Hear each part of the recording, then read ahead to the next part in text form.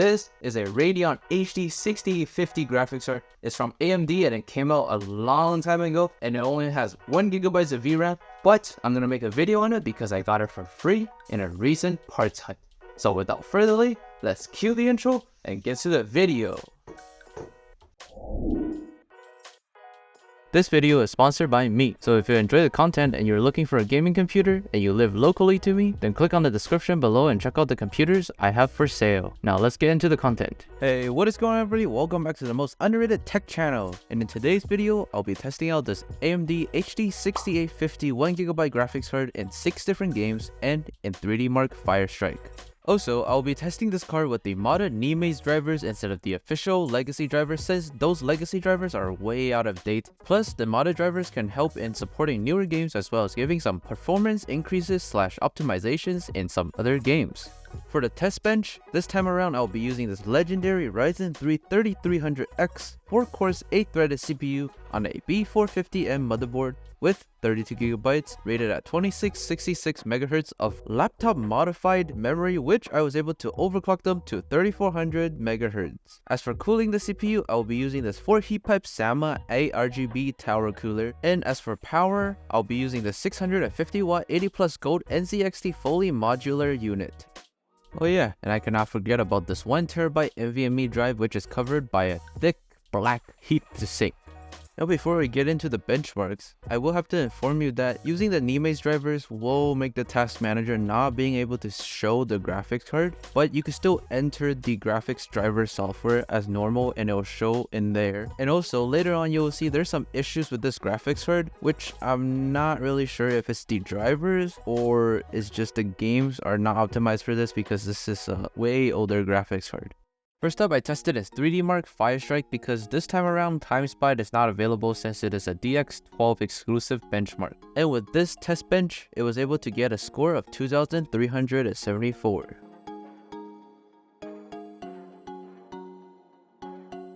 The first game I tested was CSGO, and here I have to confess that this was recorded about a month and a half ago, right before I left for vacation, which is right before CS2 came out. And with the lowest possible settings at 1080p, it was able to get an average of 164 FPS. But since CS2 has now officially come out and completely replaced CSGO, this benchmark result means nothing anymore. But leave a comment down below if you want me to test this graphics card in CS2.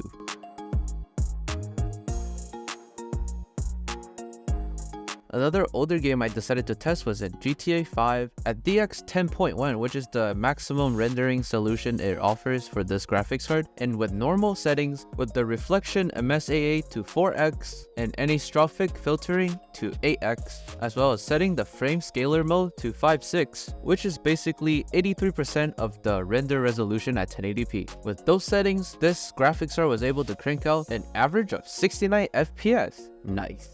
But even if it's above 60 FPS average, I would not recommend you to get this card if you want to play GTA 5 online for cheap, since the online tend to decrease the average FPS by around 20 or so. But when you play offline in the campaign though, it's able to play at a nice frame rate.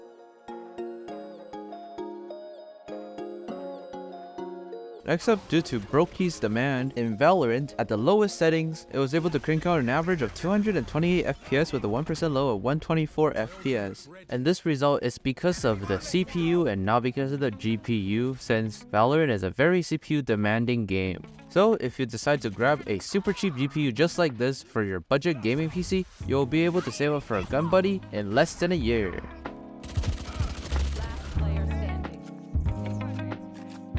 For the next game I tested was in Fortnite, and as you can see on screen, every time I open the game, no matter the official or the Nimaze driver, it will always show that the driver is not recommended. On top of that, if you only like to play in performance mode, then you're in luck because DX11 completely breaks the game's graphics. Anyways, with that said, in performance mode, 1080p with everything to low except for epic view distance and a 70% resolution scaler, I was able to get an average of 107 FPS with a 1% low of 21 FPS. But realistically speaking, you really don't have to worry about Fortnite's 1% lows because it stutters like that on every single hardware. And wow, like, this is a 2010 graphics card playing Fortnite close to 1080p at 100 plus FPS average in 2023. And I bet it'll get a little bit more performance when the new OG update comes out.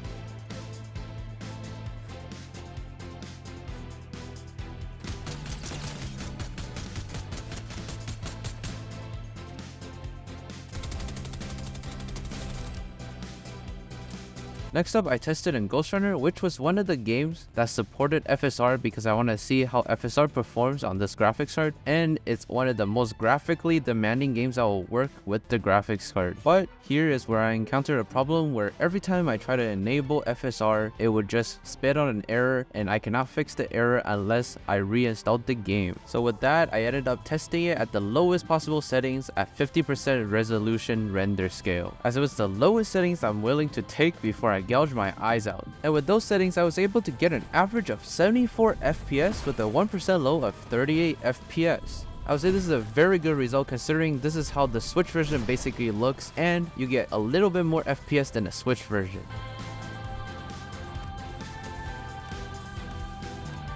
Lastly, I tested in Gunfire Reborn because I think that a budget card like this should be able to handle a pretty cool indie game like this. With the medium preset and unlimited FPS at 1080p, I was able to get an average of 109 FPS with a 1% low of 8 FPS. That 1% low FPS is kind of concerning, especially when I played the game. It felt a little bit sluggish too, which is kind of disappointing to be honest.